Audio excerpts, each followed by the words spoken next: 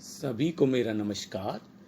आज हम संस्कृत की कक्षा में संधि का टॉपिक ले रहे हैं। हमारा जो प्रकरण है संधि है।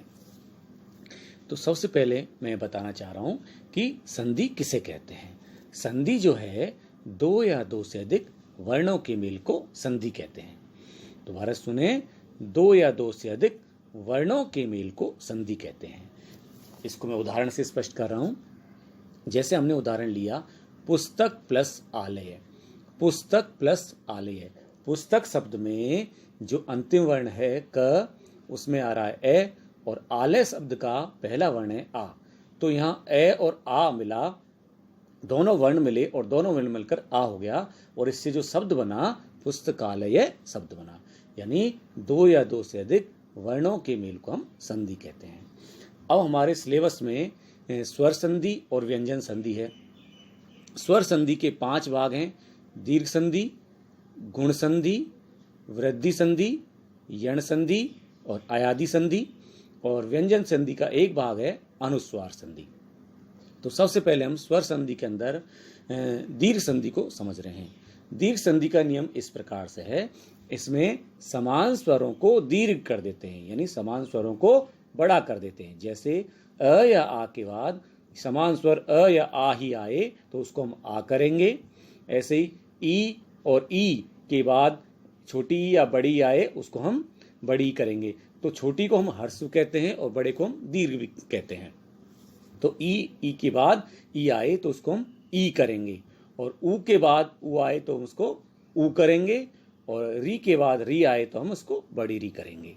इस प्रकार इसमें समान स्वरों को दीर्घ करते हैं। तो इसमें पहला उदाहरण है जैसे पुस्तक प्लस आलय। इसमें पुस्तक शब्द में जो क में ए आ रहा है और आलय शब्द में आ रहा है, तो अ और आ मिलकर आ हो गया, यानी समान स्वर आए तो उसको हम आ कर दिया, पुस्तकालय शब्द बना। ऐसे ही हरि प्लस ईस। हरि शब्द का अंतिम वर्ण ई है और ईशय शब्द का जो पहला वर्ण है ई, यानी ई के बाद ई आ रही तो उसको हम बड़ी ई करेंगे तो बनेगा हरीशः।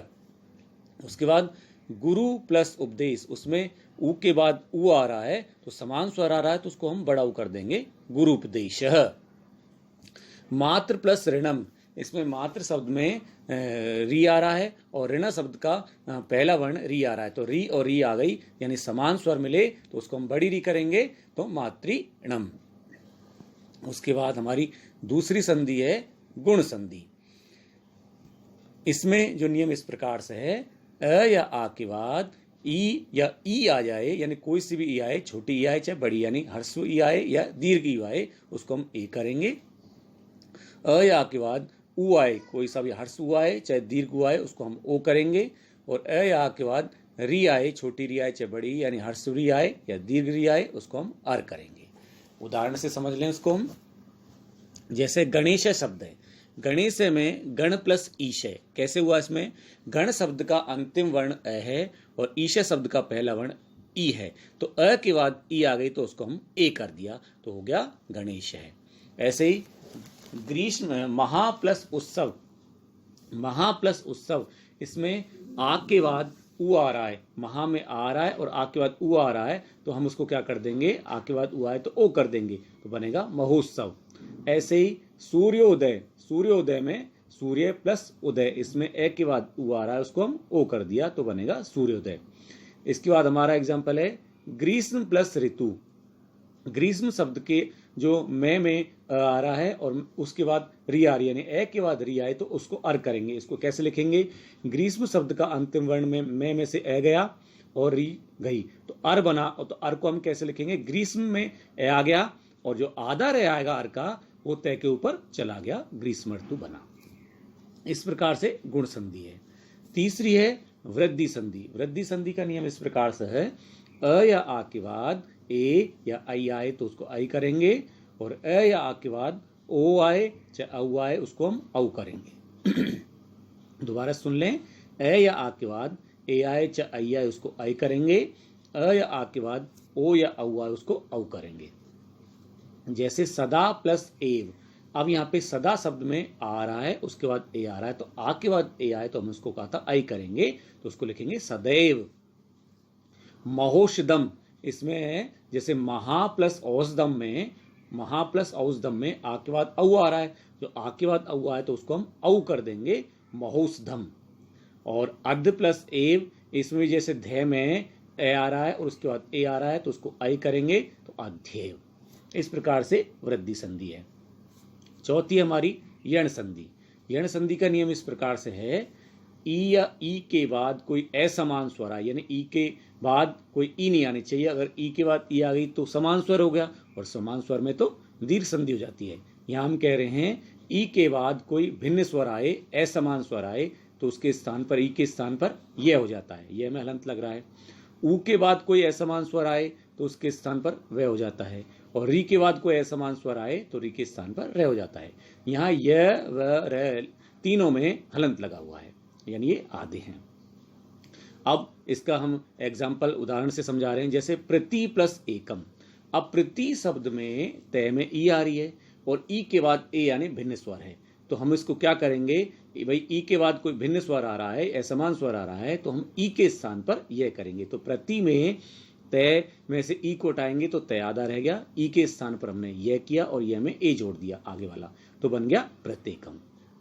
ऐसे ही सु प्लस आगतम, उसमें स में उ आ रहा है, उ के बाद भिन्न स्वर आ रहा है, तो हम उसको करेंगे स में से उ हटाएंगे तो स आधा रह गया, उ के स्थान पर हमने वे कर दिया, वे में आगतम जोड़ दिया तो बन गया स्वागतम।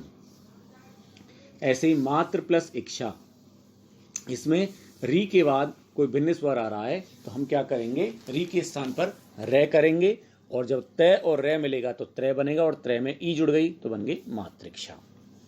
इस प्रकार यण संधि है। उसके बाद हमारी अयादि संधि।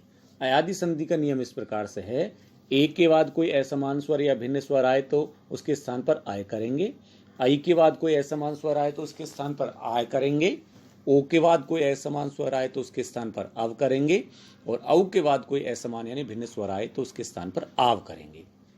यानी ए आई ओ औ के बाद कोई भिन्न स्वर आए तो क्रमशः उसके स्थान पर आय, आय, अव और आव हो जाता है। जैसे ने प्लस अनम, अब ने में ए आ रहा है, ए के बाद भिन्न स्वर आ रहा है ए, तो हम क्या करेंगे, ने में जो ए आ रहा है ए के स्थान पर आय किया, तो ने में तो ए जुड़ गया, और यह आधा है, यह आधा है पूरा, यह कब होगा, आगे वाला ए उसमें जुड़ जाएगा तो बन गया नयनम।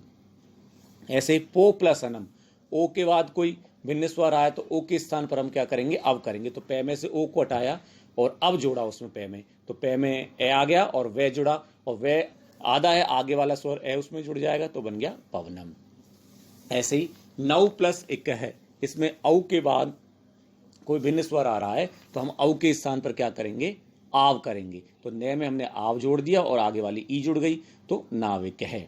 ऐसे ही गई प्लस अक है, गई प्लस अक में आई के स्थान पर हमको क्या करना है, यहाँ पे आय करना है, तो गे में हमने आय जोड़ा और आगे वाला ये में ए जुड़ जाएगा तो बन गया गायक है।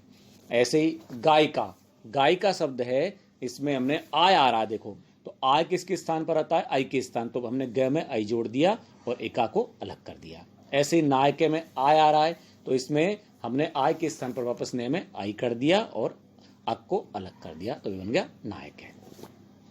अगला है जो हमारी है व्यंजन संधि। व्यंजन संधि में एक संधि दी हुई है हमारी अनुस्वार संधि। व्यंजन संधि में व्यंजन से व्यंजन का या व्यंजन स्वरों से व्यंजन का मिल होता है।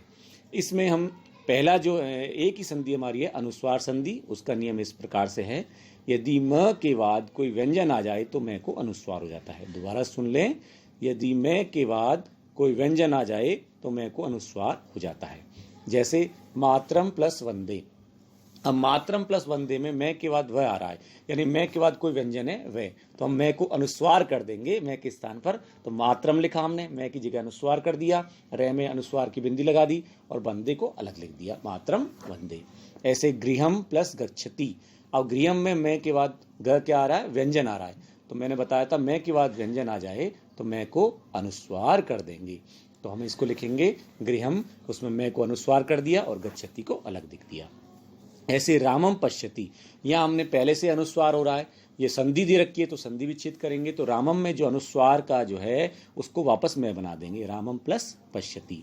ऐसे ही हरिम वंदे, इसमें हमने पहले से अनुस्वार है, उसको अनुस्वार को वापस मैं बना देंगे, हरिम प्लस वंदे।